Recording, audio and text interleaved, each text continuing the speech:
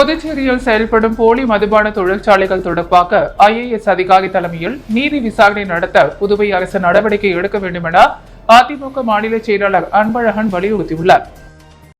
புதுச்சேரி உப்பளத்தில் உள்ள அதிமுக தலைமை அலுவலகத்தில் செய்தியாளர்களை சந்தித்த மாநில செயலாளர் அன்பழகன், கஞ்சா உள்ளிட்ட பல்வேறு விதமான போதைப் பொருட்கள் விற்பனை செய்யும் மாநிலமாகவும் போலி மதுபானம் தயாரிக்கும் பிராந்தியமாகவும் புதுச்சேரி மாறி வருகின்றது. தமிழகத்தில் திமுக ஆட்சி அமைந்ததிலிருந்து பல தமிழக முக்கிய பிரமுகர்கள் புதுச்சேரியில் உள்ள அரசியல் பிரமுகர்களுடன் கைகோர்த்து கொண்டு போலி மதுபான தயாரிப்பில் ஈடுபட்டு வருகின்றனர் என தெரிவித்தார். புதுச்சேரியிலிருந்து போலி மதுபானம் தயாரிக்கப்பட்ட தினசரி தமிழக பகுதிகளுக்கு கடத்தப்படுகிறது என குற்றம் சாட்டினார்.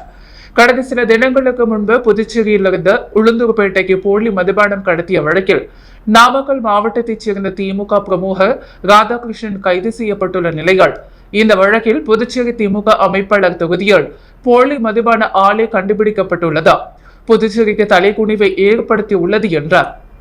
உடனடியாக இந்த சம்பவம் குறித்து IAS அதிகாரி தலைமையில் நீதி விசாரணைக்கு புதுச்சேரி அரசு உத்தரவிட வேண்டும் என வலியுறுத்தினார். புதுச்சேரி மக்களவை தொகுதியின் வாக்கு எண்ணும் மையங்களில் மொத்தம் 800 போலீசார் பாதுகாப்பு பணியில் ஈடுபடுத்தப்பட உள்ளதாக முதுநிலை காவல் கண்காணிப்பாளர் நாகசைதன்யா கூறினார். புதுச்சேரியில் செய்தியாளர்களை சந்தித்த சீனியர் SP நாகசைதன்யா, புதுச்சேரி மக்களவை தொகுதி வாக்கு எண்ணிக்கை மையங்களில் தேவையான பாதுகாப்பு ஏற்பாடுகள் மேற்கொள்ளப்பட்டுள்ளன. ஒவ்வொரு வாக்கு எண்ணும் மையங்களிலும் மாநில போலீசார், மத்திய பாதுகாப்பு படையினர் மற்றும் உள்ளூர் போலீசார் என 3 அடுக்கு பாதுகாப்பு மேற்கொள்ளப்படும். அதன் அடிப்படையில் மொத்தம் 800 போலீசார் பாதுகாப்பு பணியில் ஈடுபடுத்தப்பட உள்ளனர். தேர்தல் ஆணைய அதிகாரிகள் வழங்கிய அடையாள அட்டையுடன் வருவோர் மட்டுமே வாக்கு எண்ணும் மையங்களுக்குள் அனுமதிக்கப்படுவர். கைபேசிகள் உள்ளிட்ட மின்னணு சாதனங்களுக்கு அனுமதி இல்லை. வாக்கு எண்ணும் மையங்கள் அமைந்த பகுதிகளில் பொதுமக்கள் பாதிக்காத வகையில் போக்குவரத்து அனுமதிக்கப்படும். தேர்வில் வெற்றி பெற்றவர்கள் போக்குவரத்து இடையூறு இல்லாத வகையில் அதை கொண்டாடும் வகையில் பாதுகாப்பும் கண்காணிப்பும் மேற்கொள்ளப்படும். அதற்கேற்ப காவல்துறை அனுமதி வழங்கும் என்றார். புதுச்சேரியில் இயக்கப்படும் மற்றும் தனியார் பள்ளி, கல்லூரி வாகனங்களை போக்குவரத்து துறை அதிகாரிகள் ஆய்வு செய்தனர். மேலும் ஆய்வுக்கு உட்படுத்தப்படாத வாகனங்களை இயக்க தடை விதிக்கப்படும் என போக்குவரத்து துறை ஆணையர் சிவகுமார் தெரிவித்தார். புதுச்சேரியில் கோடை விடுமுறை முடிந்து வருகின்ற 12ஆம் தேதி அரசு மற்றும் தனியார் பள்ளிகள் திறக்கப்பட உள்ளது. இந்த நிலையில் இந்த விடுமுறை நாட்களில் பள்ளி வாகனங்களை சீரமைக்கும் பணிகளில் கல்வி நிறுவனங்கள் ஈடுபடுத்தப்பட்டன. இதனிடையே புதுச்சேரி போக்குவரத்து துறை அதிகாரிகள் மாணவ மாணவிகளின் பாதுகாப்பை கருத்தில் கொண்டு அவர்கள் பயணம் செய்யும் கல்வி நிறுவன வாகனங்களை ஆய்வு செய்யும் சிறப்பு முகாம் 2 நாட்கள் புதுச்சேரி மேட்டுப்பாளையம் கனரக முனையம் பகுதியில் நடந்து வருகிறது. இதில் பள்ளி, கல்லூரி மற்றும் அரசின் மாணவர்களுக்கான இலவச பேருந்து என மொத்தம் 9000 வாகனங்கள் அதிகாரிகளின் ஆய்வுக்கு உட்படுத்தப்பட்டுள்ளன. போக்குவரத்து ஆணையர் சிவகுமார் முன்னிலையில் 6 குழுக்கள் அமைக்கப்பட்ட வாகனங்களில் முதலுதவி பெட்டி, தீயணைப்பு கருவி, அவசர வழி, கதவு பூட்டுகள், வேக கட்டுப்பாட்டு கருவி, பர்மிட், ஓட்டுநர்கள் 5 வருட அனுபவம் உள்ளவர்களா, வாகன மாசு கட்டுப்பாட்டு சான்றிதழ் பெறப்பட்டுள்ளதா, GPS கருவி பொருத்தப்பட்டுள்ளதா என்பது குறித்து ஆய்வு நடத்தினர். இந்த ஆய்வின் பொழுது மேற்கண்ட வசதிகள் சரியாக வாகனங்களை ஒரு வாரத்திற்குள் சரி செய்து இயக்க வேண்டும் என அறிவுறுத்தியுள்ளனர். மேலும் இந்த ஆய்வின் பொழுது வாகனங்களில் திடீரென தீ விபத்து ஏற்பட்டால் அதனை எவ்வாறு அணைக்க வேண்டும் என தீயணைப்பு துறையினர் வாகன ஓட்டுநர்களுக்கு செயல்முறை விளக்கம் அளித்தனர். மேலும் ஆய்வுக்கு உட்படுத்தப்படாத வாகனங்களை இயக்க தடை விதிக்கப்படும் எனவும் அதிகாரிகள் தெரிவித்தனர். புதுச்சேரி உளையன்பேட்டை முல்லைநகர் மலர் வீதியில் அனுமதியின்றி இயங்கி வந்த தங்கும் விடுதியை காவல்துறையினர் காலி செய்து சுற்றுலா பயணிகளை வெளியேற்றியது பரபரப்பை ஏற்படுத்தியுள்ளது. புதுச்சேரி என்று மிகப்பெரிய சுற்றுலா தலமாக விளங்கி வருகிறது. இங்கு தமிழகம், ஆந்திரா, கேரளா, பெங்களூர் உள்ளிட்ட இந்தியா முழுவதும் உள்ள அண்டை மாநிலங்களைச் சேர்ந்த சுற்றுலா பயணிகளும் வெளிநாட்டு சுற்றுலா பயணிகளும் தொடர்ந்து வருகை புரிவதால் வார இறுதி நாட்களில் தங்குவதற்கு விடுதிகள் கிடைப்பது என்பது மிகவும் சிரமமாக இருக்கும். எனவே பலர் சட்டவிரோதமாக அரசு அனுமதி பெறாமல் அபார்ட்மெண்ட் மற்றும் வீடுகளை தங்கும் விடுதிகளாக வாடகைக்கு விட்டு வருகின்றனர். அதன்படி புதுச்சேரி உளையன்பேட்டை தொகுதிக்குட்பட்ட முல்லைநகர் மலர் வீதி பகுதியில் உள்ள அபார்ட்மெண்ட் ஒன்றில் அண்டை மாநிலங்களைச் சார்ந்த சுற்றுலா பயணிகள் அடிக்கடி வந்து செல்கின்றனர். இந்த நிலையில் அந்த அபார்ட்மெண்டில் உள்ள 3 வீட்டை வாடகைக்கு எடுத்து கிட்டத்தட்ட 25க்கும் மேற்பட்ட ஆண்கள், பெண்கள் என சுற்றுலா பயணிகளை தங்க வைத்துள்ளனர். இவர்கள் குடியிருப்பு பகுதிகள் நிறைந்த அந்த தெருவில் முகம் சுளிக்கும் வகையில் அரைகுறை ஆடை அணிவதோடு மது அருந்துவதும் புகைப்பிடிப்பதும் பெண் மற்றும் ஆண் நண்பர்களுடன் வீதியில் கும்பலாக அடித்துள்ளனர். இதனை கண்ட அப்பகுதி குடியிருப்பு வாசிகள் நேரடியாக சென்று அபார்ட்மெண்ட் சுற்றுலா விடுதியாக மாற்றிய உரிமையாளரிடம் இங்கு சுற்றுலா விடுதி நடத்த அனுமதி பெற்றுள்ளீர்களா என கேட்டனர். அதற்கு விரைவில் அனுமதி பெற்றுவிடுவோம் என்று கூறியுள்ளார். இதுகுறித்து உடனடியாக உருளையன்பேட்டை காவல்துறைக்கு போன் மூலம் குடியிருப்பு சங்க நிர்வாகிகள் புகார் அளித்தனர். அதன் பெயரில் புகாரின் அடிப்படையில் அங்கு வந்த உருளையன்பேட்டை காவல்துறையினர் விடுதியில் தங்க வைத்த அனைத்து சுற்றுலா பயணிகளையும் உடனே காலி செய்ய வைத்தனர். மேலும் அனுமதி இல்லாமல் தங்கும் விடுதி நடத்தியவரை எச்சரித்தனர். இதுகுறித்து குடியிருப்பு நலசங்கம் நிர்வாகிகள் கூறும் பொழுது, தங்கும் விடுதி நடத்த அரசு பல்வேறு விதிமுறைகள் விதித்த போதிலும் பலர் முறைகேடாக சட்டவிரோதமாக இத்தகைய செயல்களில் ஈடுபட்டு வருகின்றனர். இவர்கள் மீது அரசு உடனடி நடவடிக்கை எடுக்க வேண்டும் என கேட்டுக்கொண்டார். முன்னாள் முதலமைச்சர் நாராயணசாமியின் பிறந்தநாளையொட்டி அவருக்கு காங்கிரஸ் மற்றும் திமுக நிர்வாகிகள் பொன்னாடை போற்றி வாழ்த்துக்களை தெரிவித்தனர். புதுச்சேரி முன்னாள் முதல்வர் நாராயணசாமி பிறந்தநாள் கடந்த 30ஆம் தேதி கொண்டாடப்பட்டது. அவர் வெளியூர் சென்று நேற்று இரவு வீடு திரும்பினார்.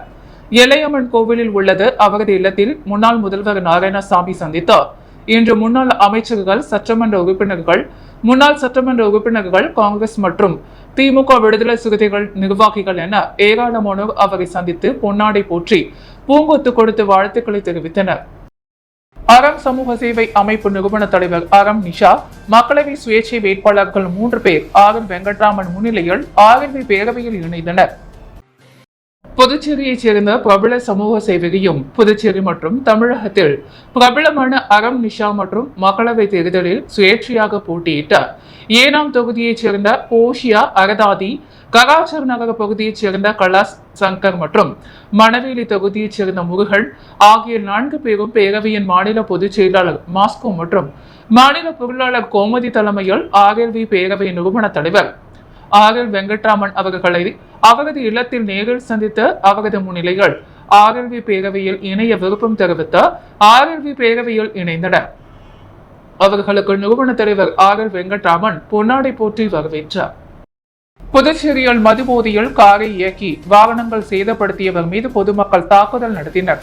காஞ்சிபுரத்தைச் சேர்ந்தவர் கமல்நாத், வயது 23. இவர் தனது தோழி சந்தியாவுடன் காரில் வெள்ளிக்கிழமை இரவு புதுச்சேரிக்கு வந்தார். இந்திரா காந்தி சிலை சதுக்கத்திலிருந்து புதுச்சேரி நோக்கி செல்லும் வழக்கமாக பாதையில் செல்லாமல் ஒரு வழி பாதையில் கமல்நாத் காரில் சென்றாராம். இதை பார்த்த போலீசார் காரை நிறுத்துமாறு எச்சரித்தனர். ஆனால் காரை நிறுத்தாமல் வேகமாக சென்ற கமல்நாத் எதிரே வந்த 20க்கும் மேற்பட்ட வாகனங்கள் மீது மோதினார்.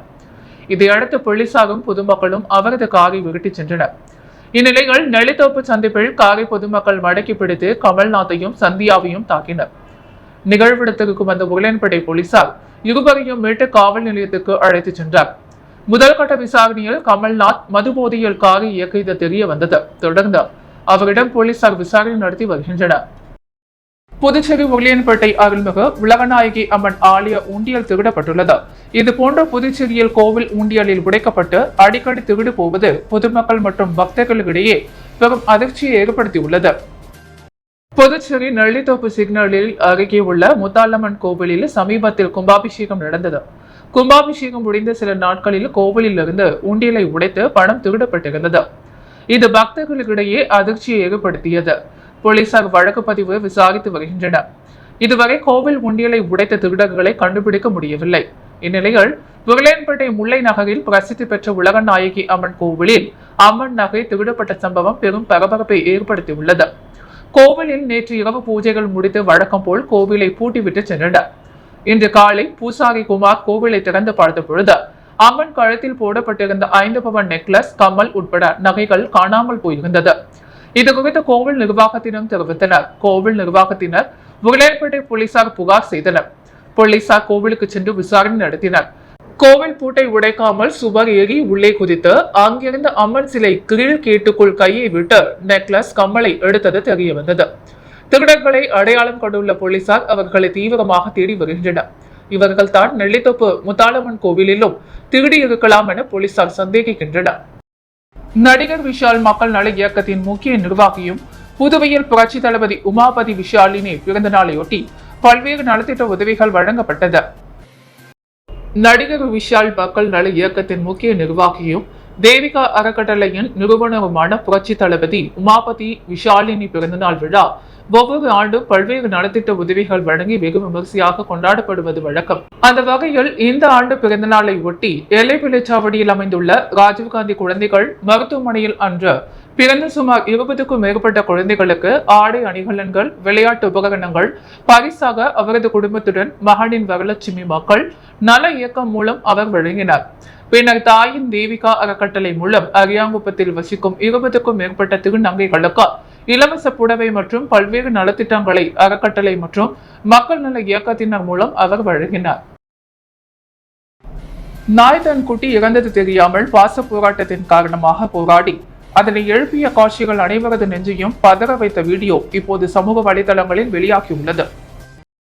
புதுச்சேரியில் நாளுக்கு நாள் அதிகரித்து வரும் வெயிலால் அனல் காற்று காரணமாக மக்கள் மற்றும் வன உயிரினங்கள், பறவைகள், செல்ல பிராணிகள் என அனைவரும் கடுமையாக இன்னலுக்கு உள்ளாக்கி வருகின்றனர்.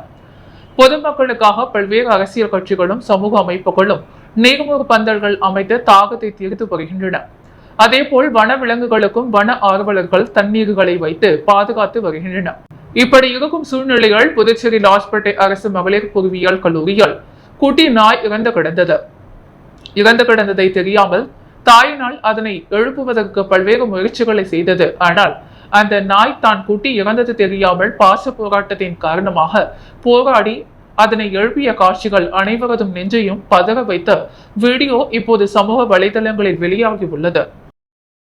விபத்தில் தந்தை இறந்த துக்கத்தில் அனாதையாக கைவிடப்பட்ட குழந்தைகளுக்கு கல்வி உதவித்தொகை கொடுத்து அரவணைத்துக் கொண்டு பாஜக பிரமுகர் விக்கி உதவிக்கரம் நீட்டினார். புதுச்சேரி மணவெளியைச் சேர்ந்தவர் சமூக ஆர்வலரான பாஜக பிரமுகர் விக்கி. இவர் பல்வேறு சமூக பணிகளை செய்து வருகிறார். மேலும் ஏழை எளிய மக்களுக்கு நலத்திட்ட உதவிகள் வழங்குதல், பள்ளி மாணவ மாணவிகளுக்கு கல்வி உதவித்தொகை வழங்கி அவர்களுக்கு படிப்பு செலவை ஏற்றுக்கொள்ளுதல் என பல்வேறு மக்கள் நல பணிகளை செய்து வருகிறார். இந்த நிலையில் புதுச்சேரி பெரியார் நகரைச் சேர்ந்தவர் லோகநாதன். இவர் கடந்த சில தினங்களுக்கு 5 மாதம் முன்பு விபத்து ஒன்றில் உயிரிழந்து விட்டார். இந்நிலையில் அவரது மனைவி சரண்யா, 6ஆம் வகுப்பு படிக்கும் மகன் மனோஜ் மற்றும் 2ஆம் வகுப்பு படிக்கும் மாணவன் சந்தோஷ் ஆகிய இருவரும் ஆதரவின்றி நிற்கதியாக தவித்து வந்தனர். இந்த நிலையில் இதனை அறிந்து கொண்ட சமூக ஆர்வலரான விக்கி என்கிற நமஸ்தே ராஜகணபதி ஓடோடி கரம் நிற்கதியாக நின்று தவித்த அவர்களுக்கு ஆதரவு கரம் நீட்டினார். அதாவது கல்வி உதவி தொகையை வழங்கி கடைசி வரை படிப்பு செலவை முழுமையாக தாம் ஏற்றுக்கொள்வதாகவும் அவர் தெரிவித்து குழந்தைகளுக்கு பழங்கள் மற்றும் தின்பண்டங்கள் வாங்கி கொடுத்து ஆதரவு அளித்தார். மேலும் இதனை பெற்றுக்கொண்ட குழந்தைகள் மற்றும் அவரது தாயும் இருக்கரம் கூப்பி அவருக்கு நன்றியை தெரிவித்தனர். புதுவையின் அன்றாட நிகழ்வுகளை காண பாண்டி ஹெட்லைன்ஸ் யூடியூப் சேனலை சப்ஸ்கிரைப் பண்ணுங்க. தொடர்ந்து எங்களுடன் இணைந்திருக்க பக்கத்தில் உள்ள பெல் பட்டனை பிரஸ் பண்ணுங்க. லைக் பண்ணுங்க, ஷேர் பண்ணுங்க. என்றும் உங்களுடன் பாண்டி ஹெட்லைன்ஸ்.